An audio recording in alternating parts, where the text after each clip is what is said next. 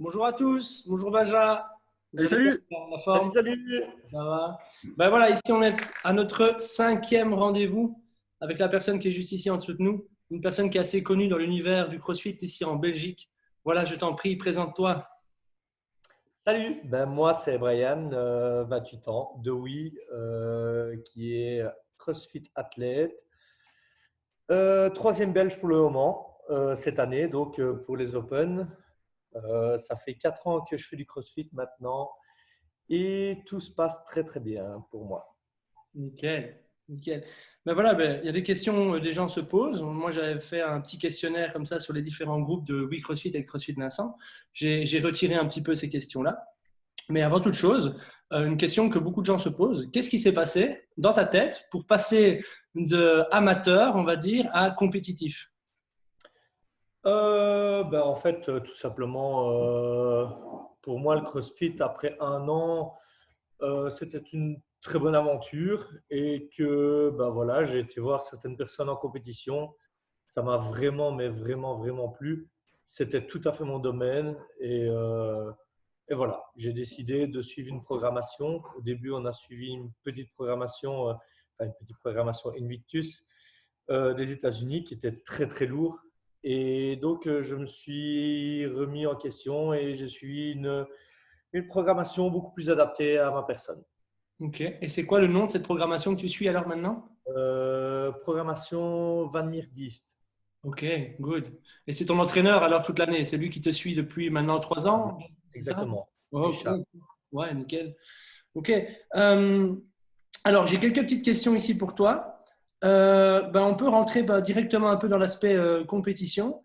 J'ai une question qui dit, voilà, quelle est, euh, quelle est ta façon d'aborder la compétition? Plutôt on y va, on donne tout, mais surtout on s'amuse, quels que soient les résultats, ou on vise un certain objectif dans le classement et on va repousser ses limites? Viser un objectif sur une compétition, c'est très difficile Ok. parce que voilà, on arrive dans, dans l'année où, par exemple, une compétition, on va être beaucoup plus fatigué. On Ouais. va peut-être se préparer pour être moins fatigué, mais bon, voilà, on va peut-être arriver à la compétition et être un peu plus fatigué que d'habitude. Je pense que moi, j'arrive en compétition, je fais le taf qu'il faut faire. J'essaie de prendre les WOD qui sont beaucoup plus adaptés à moi, ceux auxquels je suis le plus habitué. Et je donne le maximum et j'essaye tout simplement de faire le max que je peux. Ouais, donc tu adaptes vraiment par rapport à ton état de forme actuel et alors tu donnes le maximum en disant, ben voilà, de toute façon, quoi qu'il arrive, j'ai fait au mieux et c'est pas Voilà, de toute efficace. façon, je dois quand même faire le WOD, donc que je le fasse le plus vite possible ou que je le fasse, je suis quand même obligé de le faire. Donc, je pense que voilà, c'est un peu l'aspect compétiteur, c'est arriver, faire ta compétition, prendre les WOD que tu préfères et essayer de gérer sur ceux que tu es moins habitué et ça passe ou ça casse et voilà. On essaie quand même avec la programmation, je me connais suffisamment aussi toute l'année en préparation pour savoir comment je dois réagir par rapport à un WOD. Donc voilà, c'est ça aussi l'avantage d'avoir une programmation, c'est qu'on se connaît très très bien. Ok. Donc voilà, voilà. J'ai une autre question ici, une personne qui demande combien d'heures par semaine d'entraînement? Je tourne à 3 heures par jour, 7 fois par semaine. Ah ouais, Donc quand même. 7 jours sur 7. Ouais. Ok. Ouais, Moyenne voilà. 21 heures, on est bien. Oui. On ne les Maintenant, voilà, quand on dit entraînement, faut savoir que entraînement ne veut pas dire que c'est 3 heures intensif. Ouais. Il y a une période il y a une partie force, il y a une partie cardio, il y a une partie renforcement. Ça, c'est une globalité, hein, donc voilà. Ouais, c'est important de le préciser. On n'est pas pendant 21 heures à faire du snatch lourd, quoi. On est bien Voilà, d'accord. exactement. Ça. C'est ce que tu m'avais dit. Toi, en fait, tu as une programmation logiquement qui est en deux parties. Pour logiquement les gens qui ont la capacité de s'entraîner le matin et le soir. Mais en fait, il faut savoir que toi, vu que tu travailles la journée, hein, tu fais tout le soir. C'est ça, c'est pour ça qu'il te faut 3 heures d'entraînement parce que tu fais tout le soir. Exactement. Ouais, ok, good. Exactement. Alors, il y a une question ici. Pense-t-il pouvoir continuer à évoluer en gardant ce rythme, travail plus entraînement? Oui, bien sûr, tout en faisant attention physiquement, tout en apprenant à étudier son corps, à lui faire confiance, surtout l'écouter pour ne pas justement rentrer dans une période de fatigue et d'accumuler des petits bobos et puis en arriver jusqu'à la blessure grave. Donc, si j'ai un conseil à donner, vraiment, c'est de limiter les grosses fatigues et d'écouter vraiment son corps dans les entraînements, ne pas passer au-dessus de son ego. Ça, Et voilà. c'est clairement ça. Parce que moi, par exemple, en tant qu'entraîneur, bah, souvent, j'ai des gens qui viennent près de moi avec des douleurs chroniques, mais ils ont l'impression que constamment s'entraîner, c'est la meilleure solution. Ils pensent que entraînement égale forcément résultat, alors que bah, des fois, il faut se reposer et il faut récupérer pour pouvoir évidemment bien progresser. Parce que de toute façon, à un moment donné, si ton corps est cassé, tu seras forcément obligé d'arrêter. Alors, Ouais, c'est ça, une bonne repos-reposement. récupération. Bah ouais, c'est ça. Je pense que maintenant, si je peux rajouter un petit truc, c'est que Ouais. certaines personnes pensent que elles vont devenir plus fortes en 2 mois de temps, mais 2 mois de temps, c'est qu'une petite partie de leur vie sportive et qu'une amélioration, c'est sur plusieurs années et que voilà, il faut prendre la patience Bah et Ouais. laisser faire le corps comme il peut, quoi. Ouais, c'est bien dit, on parle souvent de performance, mais il ne faut pas non plus oublier la chose la plus importante par rapport à tout ce qu'on est en train de dire maintenant, c'est la consistance, quoi. Si tu t'entraînes une fois par semaine, 10 heures, ou si tu arrives à t'entraîner une fois par jour, etc., tu ne vas pas du tout avoir le même entraînement ni les mêmes résultats. Et ça, c'est un peu le problème, parce qu'il y a beaucoup trop de gens qui voient cet entraînement, cette évolution physique, comme un sprint. Or, c'est un marathon. Exactement. En Tout à fait, fait d'accord. ils mettent en versus la fréquence versus le volume, quoi. C'est C'est comme tu ça. dis, C'est c'est ça. la fréquence, des petits entraînements constants que de taper un gros bazar qui te détruit pendant 3 jours. C'est pas vraiment. Ouais, c'est ça. On peut travailler le volume, mais intelligemment. Ouais. Comme tu dis, il Faut- faut y aller progressivement, quoi. On dirait le corps que tu as bâti maintenant, c'est tout, voilà, c'est tout ça, quoi. C'est la répercussion d'heures et d'heures d'entraînement, de connaissance de toi-même qui a fait en sorte que maintenant ton corps arrive à tolérer le volume, qui est C'est super ça. impressionnant pour un gars lambda, parce qu'il se dit, putain, mais comment Brian fait pour s'entraîner comme il s'entraîne? Ben, les gars, il n'a jamais commencé comme ça. Hein, on est d'accord que Brian, il a commencé comme tout le monde, petit à petit. Et surtout, ce qui est bien avec Brian, c'est qu'il n'a pas brûlé les étapes. Ça fait plus de 3 ans qu'il fait du crossfit, et ça fait 4 ans, mais ça fait vraiment 3 ans en compétition, on va dire, qu'il est vraiment là-dedans. Bah, il y a été de manière très progressive, quoi. Et il a mis tous les marqueurs au vert, quoi. C'est ça qui est. Ouais, c'est bien dit. Ouais, tous les marqueurs au vert et puis la consistance a amené le fait que pour lui, 3 heures d'entraînement, ce qui est pour énormément de gens beaucoup trop de volume, c'est normal parce que toi, tu vas nous le confirmer, hein, Brian, mais le lendemain, tu peux t'entraîner normalement, tu n'es pas courbaturé de partout, quoi. Après, ça dépend de l'entraînement, mais ouais, Ça dépend de l'entraînement, voilà, effectivement. aussi. Ouais, c'est pas faux, c'est vrai. Il faut Ah, s'écouter, tu as raison. mais après, quand il rentre chez lui, bah, il sait ce qu'il doit faire pour mieux récupérer, quoi. C'est ça aussi. Maintenant, voilà, c'est quand j'arrive à l'entraînement et que je suis fort courbaturé, ça m'arrive des fois de relâcher mon entraînement, de ne pas tout faire l'entraînement et de donner mes priorités, par exemple dans le renforcement ou ce genre de choses. Donc, Ouais, reposer mon corps pour le lendemain pour justement être plus fort pour le lendemain. ouais, c'est cool, parfait. Ouais, j'ai une autre question ici. Comment il gère les entraînements en cette période de Covid-19? Alors, c'est une très bonne question. Parce que moi, justement, j'ai pris ça du bon côté, justement, pour justement reformer notre corps, en fait, de l'avoir toute l'année en entraînement. Et certaines personnes manquent de mobilité, de repos, d'entraînement.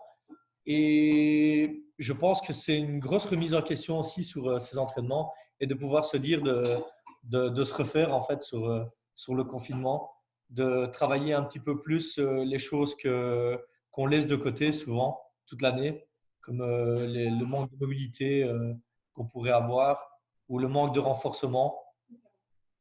Donc, moi, par exemple, avec tous mes entraînements, je ne vais pas souvent courir. Je recommence tout doucement à courir parce que voilà, c'est un plus dans mon entraînement. mais d'habitude, j'ai pas le temps. Donc, je pense que c'est une bonne chose. Il faut voir les choses du bon côté. Ouais, tout à fait. C'est bien ça. Et tu fais aussi du VTT, c'est ça, de la course à pied, du Oui, VTT. c'est ça, oui. Et comme tu disais, les choses que tu n'as pas l'habitude de faire en temps général, on va dire, c'est quoi? C'est plus de mobilité, plus La mobilité, oui, parce c'est que ça. ben, voilà, comme je dis, j'ai 3 heures d'entraînement, j'arrive à 17h30, j'ai fini le travail à 16h, j'arrive à l'entraînement à 17h et je quitte de la salle à 20h30, 21h. Donc voilà, il me reste très peu de temps pour faire beaucoup de mobilité. C'est Et ça. voilà. Ouais, clairement, on ne peut pas tout faire en 3 heures. Des fois, bah, il y a des priorités, comme tu dis Ah, clairement. exact. Alors, s'il avait 3 conseils à donner aux crossfitters qui veulent s'améliorer, quels seraient ces conseils-là? Bah déjà, comme on l'a dit, déjà écouter son corps, écouter vraiment les blessures qui arrivent vraiment à petit échelon.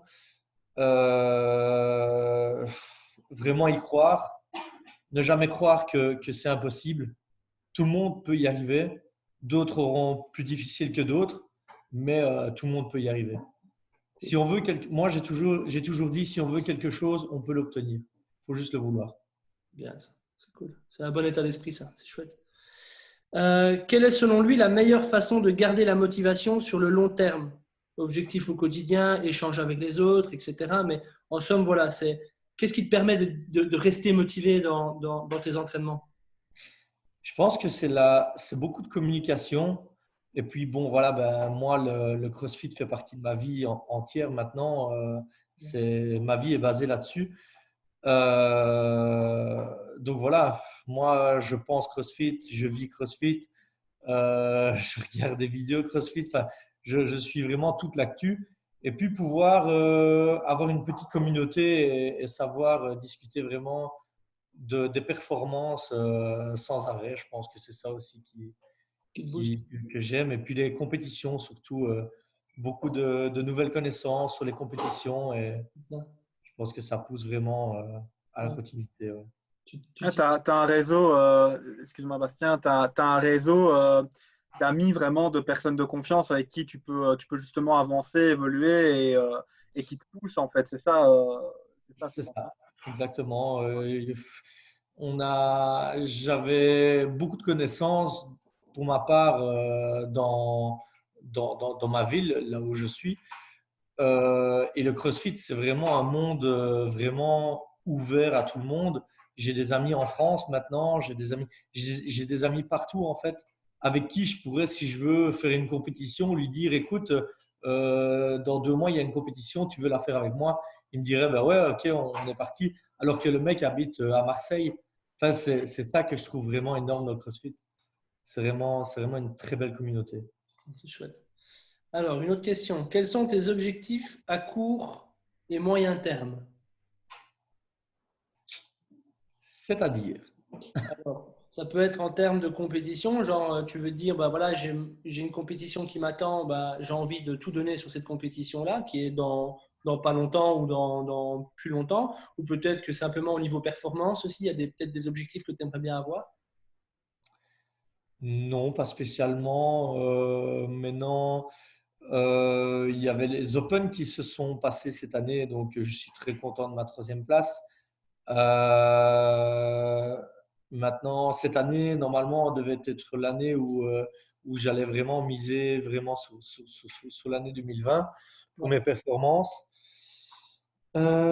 Sinon, ben voilà, on ne sait jamais vraiment les opportunités qui sont portées à nous. Ici, j'ai eu avec les Open les Lowlands qui se sont présentés à moi en invitation, qui fait partie des régionales, des sectionales cette année pour les CrossFit Games. Grâce à ma 3e place, j'ai été invité. Donc voilà, on ne sait jamais vraiment ce qui peut tomber. Puis il y a d'autres nouvelles compétitions. Enfin, chaque année, il y a des nouvelles compétitions. Donc, je n'ai pas vraiment d'objectif Ouais. bien Ok. spécifique. Ouais, encore une fois, tu donnes le meilleur de toi-même. Par rapport à ça, ça t'amène des opportunités ou des possibilités que tu prends par rapport à ce qui se passe en fait. J'y vais au caractère. Je prends la compétition qu'il faut et et ça nous mènera où ça nous mènera. Voilà. Ah, c'est bien, parce que le fait de ne pas se prendre la tête, c'est aussi quelque chose d'extrêmement positif. L'anxiété, d'un point de vue allez, moral, mindset, stress et tout ça, dans la vie de tous les jours et encore plus pour un sportif, je pense en général, c'est important de pouvoir s'en dédouaner. Et ce que tu fais très bien, parce qu'au final, tu es tellement en mode, allez, je me donne à fond dans une super, je le répète, dans un super mindset, dans une super mentalité, je me donne à fond et je vois ce qui se donne, qu'en fait, bah, tu t'enlèves un paquet de problèmes en fait, sans le vouloir. Et ça, je trouve ça vraiment, vraiment top. En fait, moi, j'ai remarqué qu'en compétition, rien qu'au stress, on perd un sacré pourcentage de performance à cause du stress. Ah, c'est sûr. Et il y a certaines compétitions que j'ai déjà faites, des petites compétitions où je ne me prenais pas du tout la tête et c'est là que je faisais en fait mes meilleures performances en fait. Donc Ah ouais, j'ai décidé maintenant des fois de même pas regarder le classement pendant la compétition, c'est de vraiment prendre mon pied et d'avancer et de faire mon maximum. Et franchement, ça marche très, très bien. ça c'est super intéressant. J'espère qu'on t'entend très bien parce que le fait de ne pas regarder le classement, quoi, c'est vraiment le truc. Moi, j'ai tendance à être comme ça aussi en n'étant pas du tout un compétiteur. Mais tu sais, tu fais ton. On dit souvent le CrossFit, c'est le sport individuel le plus collectif au monde. Tu Exact. vois, vraiment ce côté où tu es entouré de gens qui vont te pousser. Tu vas arriver dernier sur ton WOD, premier, en fait, on s'en fout. On va juste, tout le monde va se motiver. Et ça, c'est aussi super important de comprendre que de vivre de façon personnelle les choses et de ne pas regarder où est l'autre et tout ça, je pense aussi que c'est super intéressant parce que bah, franchement, qu'est-ce que ça t'apporte en fait? Rien du tout, à part comme tu es en train de le dire, Brian, du stress et du Exactement. négatif. Si le mec va plus vite que toi, je pense, enfin, dis-moi en quoi ça peut être positif, tu vois pas grand-chose. Donc ça aussi, je trouve que c'est vraiment, vraiment très très chouette que tu mettes en avant. Merci. Le CrossFit, c'est vraiment le sport qui est basé sur beaucoup de performances et on a la chance justement d'être meilleur dans certaines performances que les autres et c'est pour ça que regarder le classement en finale, c'est se mettre un couteau dans le pied parce que voilà, on ne connaît pas à 100% ses compétiteurs et voilà. Pour moi, il faut rester cadré dans ses performances à soi et avancer avec ça. Top, top, merci. Pas de souci. Maintenant, on va aller sur quelque chose qui est lié oui, à ta performance, l'alimentation. Est-ce que, c'est une question, est-ce que l'alimentation est très stricte? Y voit-il un réel gain sur la santé, énergie, blessures, etc. Oui, oui, oui, énormément. En fait, je vais donner un exemple là-dessus. Donc, avant, je ne faisais pas du tout de programmation alimentaire. Et donc, mon sponsor, Cornetto à Liège, a commencé ma programmation il y a 2 ans maintenant. Et tout simplement, j'avais pas l'habitude de manger avant entraînement. Et rien que mon 4 heures avant entraînement, après, donc pendant la programmation, j'avais un gain de 70% d'énergie en plus à l'entraînement. C'est pour dire, sur 2 semaines de temps, j'ai augmenté un PR en snatch de 15 kilos, par exemple. Donc, Qui est énorme, hein. Pour ceux qui ne connaissent pas les chiffres, c'est vraiment, vraiment énorme. c'est très, très important. C'est très, très important de manger sainement et si on veut vraiment une grosse progression dans le CrossFit ou n'importe quel sport, c'est vraiment la nutrition qui est basée sur les résultats. C'est ça. L'alimentation est super importante. Et alors, il y a souvent la question qui revient, c'est ici, c'est la question, c'est prend-il des pré-workouts, des compléments alimentaires pour la récup, pour l'énergie, des vitamines? En gros, est-ce qu'il se dope? Alors oui, non. Non, non, pas du tout. Ben oui, comme tout athlète, je consomme des protéines, des BCA, de la créatine, tout ce qui peut être le plus fréquent dans le sport. Ouais. Maintenant, voilà, c'est vrai que beaucoup de personnes me posent des questions, me disent oui, j'aimerais bien prendre de la masse, est-ce que tu pourrais me prendre de la protéine et tout ça. Bon, maintenant, voilà, le secret, ben, c'est la nutrition, il n'y a rien à faire. La protéine n'est jamais là que pour reformer notre muscle. Elle n'est pas là pour le gonfler, c'est pour la récupération. Donc voilà, c'est vraiment la nutrition qui est la base de tout entraînement. C'est ça, tout à fait. Je suis d'accord avec toi. C'est top.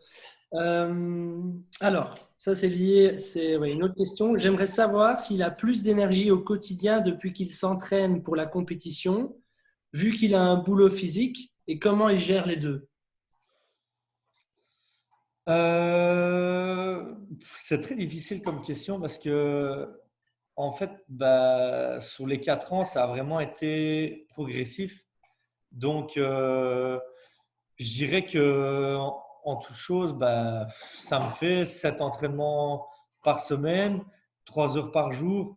Je ne me sens pas beaucoup plus fatigué que quand je faisais 3 entraînements par semaine. C'est juste que ça s'est fait progressivement et que voilà, c'est échelonné sur 4 ans. C'est très très long comme période. Et voilà, je ne me sens pas spécialement fatigué, vraiment. Ouais, tu as fait en sorte que ton corps s'adapte et que ta vie s'adapte en même temps, en fait. Hein. Donc, Ça m'a donné du positif dans mon travail, déjà de 1. Ça m'arrive de temps en temps d'être fatigué au travail, mais comme je dis, avec la nutrition, franchement, c'est vraiment quelque chose de magique. Et on peut manger, boire de l'eau et on est reparti pour 5 à 6 heures. C'est comme ça, c'est ma vie. C'est manger, travailler et puis faire du sport. Et mon corps est habitué. Et maintenant, voilà. Cool. Comme je l'ai déjà dit, arrivé à 17 heures à l'entraînement, mon corps est reparti pour. C'est comme si c'était étudié. Quand j'arrive à 17 heures à l'entraînement, mon corps est en pleine forme. Donc, c'est parfait. C'est vraiment ce que je demandais. C'est vraiment ce que je demandais. C'est génial. Ben voilà, on a un peu répondu à toutes les questions, je pense. Maintenant, voilà, on a un peu à toucher à tout, je trouve, c'est sympa. Maintenant, est-ce que tu as une question qu'on te pose jamais que tu aimerais bien répondre? Une question comme ça, souvent qu'on te pose et que tu aimerais bien répondre ou pas spécialement? Alors, j'aimerais bien mettre un point sur le fait que beaucoup de personnes ne veulent peut-être pas commencer le CrossFit parce qu'ils nous voient porter des charges énormes et on nous dit souvent, mais tu ne te fais pas mal au dos. Et c'est souvent c'est ce qu'on nous dit. Et ça me rend malade en fait parce que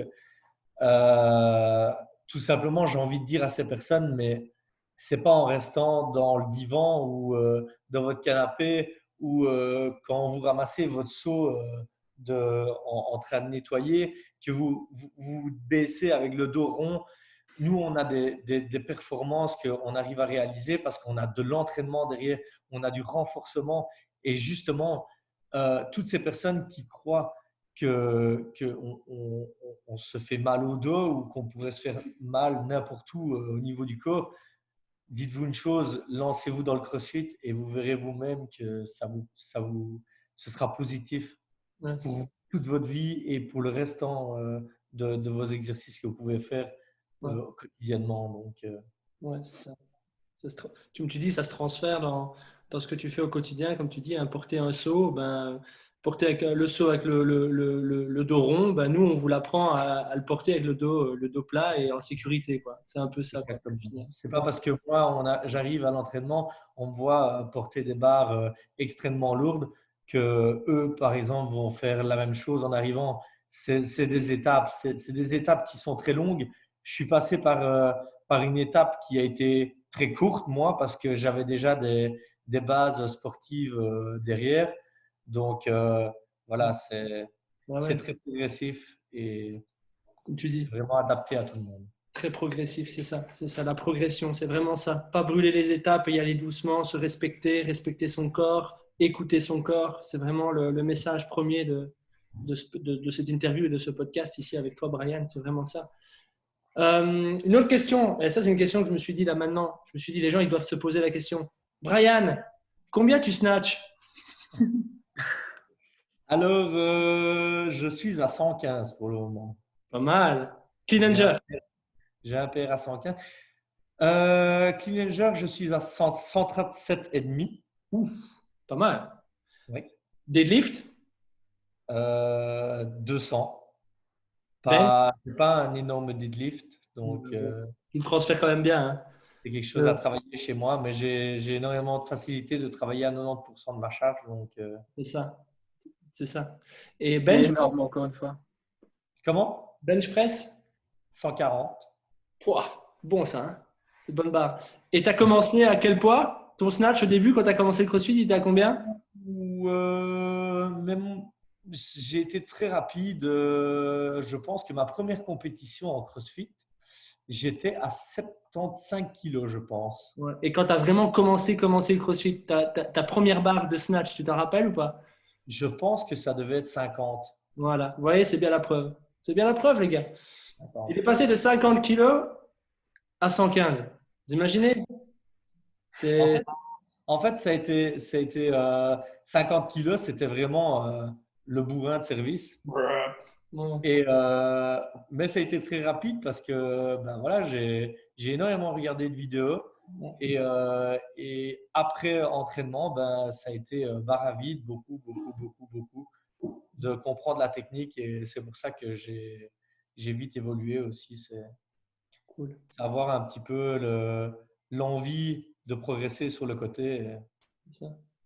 Ouais, ça c'est bien, et c'est ce qui est cool aussi que tu le dis très bien, c'est la barre à vide. Il faut pas commencer à s'entraîner. Tu peux pas t'entraîner techniquement avec une barre qui est lourde. Hein. Voilà, tu peux aussi t'entraîner avec un PVC si tu manques par exemple de mobilité. Ça peut être vraiment pas mal aussi.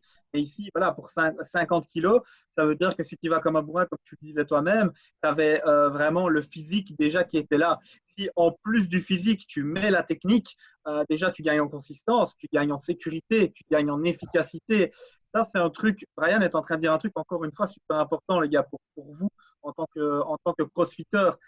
Arrêtez de croire que travailler n'importe comment, ça va payer, parce que sur le long terme, ça va amener des choses négatives. Peut-être que vous allez faire une paire pour une vidéo, c'est très cool, mais voilà, Brian le dit lui-même, la consistance, les gars, la consistance, le fait d'être en sécurité. Mettez toujours, si vous devez choisir, mettez toujours la technique en priorité parce que la technique amènera à la performance tôt ou tard et en sécurité. Quelqu'un qui est en sécurité s'entraînera longtemps et c'est le but parce qu'en s'entraînant longtemps, on monte forcément le poids de nos barres si c'est l'objectif par exemple. C'est ça, tout à fait. Et le but aussi, c'est d'être en santé. Hein. Le but, c'est pas de rentrer chez soi et d'être pété de partout. Le but, on fait du sport pour être en santé aussi. Il ne faut pas l'oublier. Hein, parce que je pense qu'il y en a certains qui ont tendance à l'oublier, ça. Ils ont des bobos partout, mais ils s'en foutent, ils continuent. Beaucoup de gens ont souvent tendance à oublier aussi que les athlètes, ben voilà, moi j'ai eu la chance maintenant d'être sponsorisé par Michael Fischer de CrossFit Vincent, l'ostéopathe. J'y suis très, très souvent. Donc, si j'ai quelque chose, ben, j'y suis directement. Mais moi, je ne suis pas non plus comme un athlète professionnel qui est aussi, lui, pour l'ostéopathe. Ils ont des masseurs sportifs. Ils ont tout ce qui est au niveau soins physiques que nous, on n'a pas. Donc voilà, eux sont vraiment… Ils sont réparés de partout par semaine. S'ils ont quelque chose, ils ont juste qu'à téléphoner. Et voilà, nous, on n'a pas cette chance. Donc, c'est vraiment faire attention le maximum à son physique. C'est ça. Surtout ne pas passer au-dessus de son ego. C'est le pire qu'il peut y avoir. Oui, tout à fait. C'est génial. Top. Ben, est-ce que tu peux nous parler un peu justement des gens qui te suivent, les sponsors que tu as derrière toi? Parce que financièrement, c'est pas évident parce que je sais que c'est pas rémunéré. Tu ne gagnes pas ta vie en faisant du CrossFit. Hein. Non, pas du tout. Maintenant, voilà, j'ai énormément de chance d'avoir mes sponsors ici. Donc 5.11 Liège de Mike Halleux, qui eux lui me donne tous mes équipements sur mon année, sur ma saison de CrossFit. Cornetto Shop à Liège, près de la Médiacité, de Émeric Cornetto, qui me donne tous mes compléments alimentaires pour l'année aussi. Et voilà, c'est vrai que si je ne gagne pas ma vie là-dedans, c'est quand même un gros gain pour moi sur l'année que je ne dois pas dépenser. et ça me tire vraiment une grosse épine du pied et je les remercie encore. Et je remercie aussi Michael Fischer pour son aide sur mon année de CrossFit. Ah, c'est cool, c'est cool, c'est bien ça. C'est ça que tu dois aussi te sentir, te sentir avoir du soutien, tu vois, des gens derrière toi, comme ça te booste aussi, j'imagine, au quotidien, ça te permet vraiment de garder la motivation. Puis eux sont derrière moi, ils me poussent tous les jours. Franchement, ils sont toujours là, comme ma petite femme aussi, qui est là chaque jour et qui me pousse. Donc, j'ai énormément de gens qui me suivent et qui me poussent derrière et ça me fait vraiment, vraiment, vraiment plaisir. Tu m'étonnes. Ok, c'est cool. La fameuse question que les gens se posent peut-être pour les gens qui ne te connaissent pas ou qui apprennent à te connaître ou même ceux qui te connaissent, pourquoi le Viking?